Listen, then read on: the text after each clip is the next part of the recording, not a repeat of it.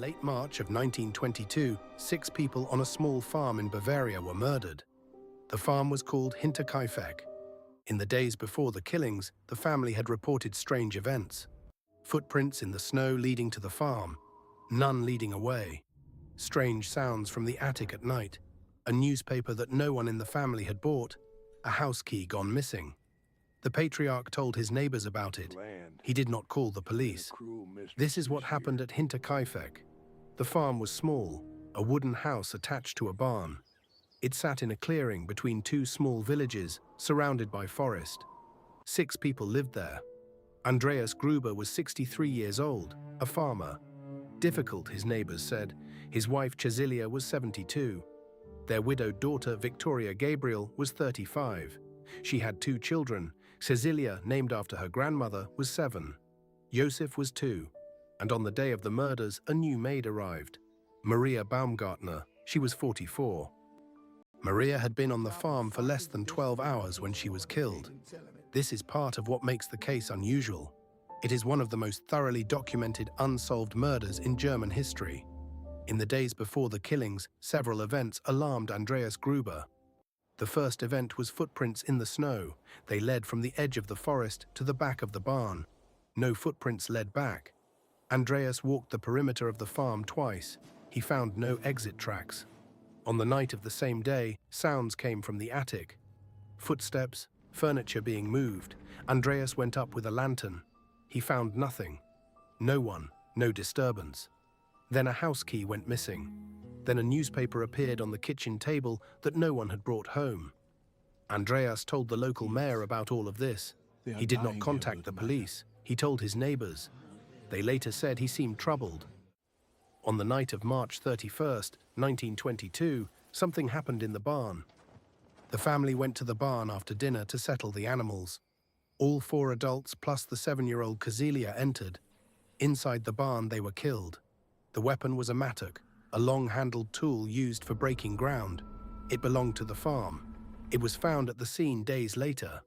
The 2 younger children were still in the house, 2-year-old Joseph in his cradle, the new maid, Maria, in her small bedroom. They were also killed. The killer or killers did not flee. They stayed.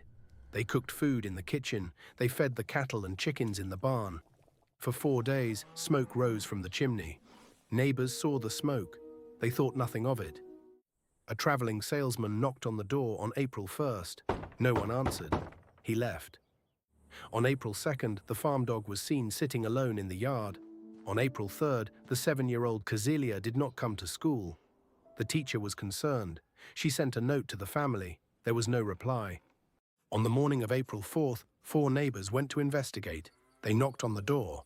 They received no answer. They walked around the house. They saw the barn was slightly open. They went inside the barn. They found what was there. They went to fetch the police. Investigators from the nearby town of Schrobenhausen arrived hours later.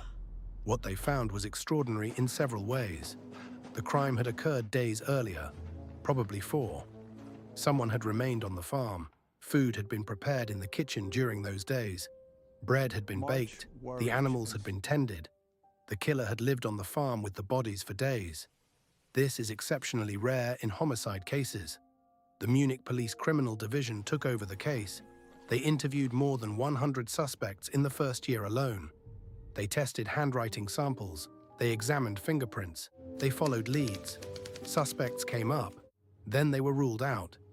Andreas Gruber had a reputation for difficult relationships. There were old accusations of abuse against family members, old village rumors. There were suspects with prior criminal records who had been in the area. Even the family members themselves were investigated, including a possibility the maid had been the actual target. Every line of inquiry eventually went cold. In the year after the murders, the skulls of the 6 victims were sent to Munich. For forensic examination, specialists examined them for clues. They learned nothing useful. In 1944, during the Second World War, an Allied bombing raid destroyed the Munich laboratory where the evidence was stored. The skulls were lost. They were never recovered. The farm itself was demolished in 1923, 1 year after the murders. Locals considered it cursed. The land was returned to forest and field. Today there is a small memorial cross at the former site. The case has been reopened multiple times. In 1986, a new investigation explored a previous suspect. In 2007, students from a Bavarian police academy did a comprehensive review. They consulted modern forensic profilers, criminal psychologists, and historians. After months of work, they identified a most likely suspect. They did not release the name publicly. The named suspect was already dead. The Bavarian authorities declined to publish the conclusion out of respect for living family members of the suspect, so the case remains officially unsolved, even though some investigators believe they know what happened. In 2017, German television aired a new investigation. It explored several new theories. It also reached no public conclusion. This is what is known. 6 people were killed on the night of March 31st, 1922. The killer remained on the farm for at least 4 days. They prepared food, they tended animals, they slept in the family beds. They made no attempt to hide the crime. In the days before the killings, multiple strange events had alarmed the patriarch. Footprints to the farm, none away. Strange sounds, a missing key, an unknown newspaper. This suggests someone had been on the farm before the killings, possibly for days. Who that person was, modern investigators have plausible candidates. None of them can be proven beyond reasonable doubt with the evidence that remains. Most of the physical evidence was lost in 1944 to the war. The witnesses who could speak in person have all died of natural causes long ago.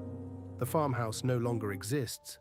The memorial cross at the site lists the names of the 6: Andreas, Cecilia, Victoria, young Cecilia, Josef, Maria. The maid, Maria, had been on the farm for less than half a day. She had arrived to a farm that, in the days before, had been receiving warning signs. She had not known about them. 103 years after it happened, we have an investigation that has identified a likely suspect. We have a conclusion that has not been made public out of respect for descendants. And we have a forest, on a winter day in Bavaria, where a small farm once stood, and where 6 people, on a March night in 1922, were killed by someone whose name we still cannot definitively prove.